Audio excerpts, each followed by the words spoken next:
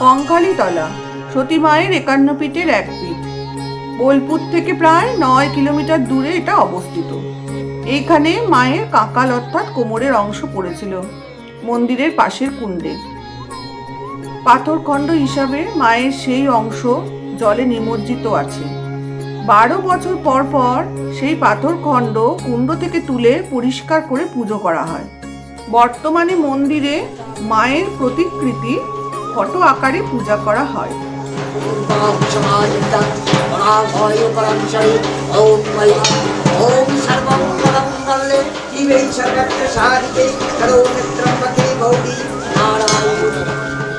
কঙ্কালীতলা মন্দিরের পাশে আছে কাঞ্চীশ্বর মহাদেবের মন্দির এবং রুরু ভৈরব থান। এখানকার কুণ্ডের জল খুবই পবিত্র। কথিত আছে একসময় নাকি এই কুণ্ডের সাথে কাশীর মণিকর্ণিকা ঘাটে যোগ ছিল। আমরা যেদিন গেছিলাম সেদিন খুব ভিড় ছিল।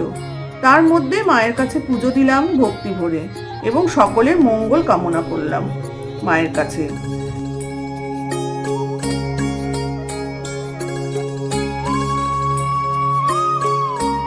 মায়ের মন্দিরে এসে আমরা পুজো দিলাম, খুব ভালো লাগলো মনটা। এটা ৫১ পীঠের এক পীঠ, অনেকেই এটা জানে না।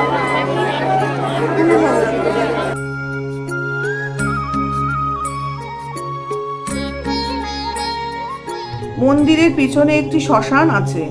এখানে তান্ত্রিকরা তন্ত্র সাধনা করে থাকে, তাই এটিকে শক্তিপীঠও বলে। অদূরে বয়ে গেছে সেই বিখ্যাত নদী কোপাই।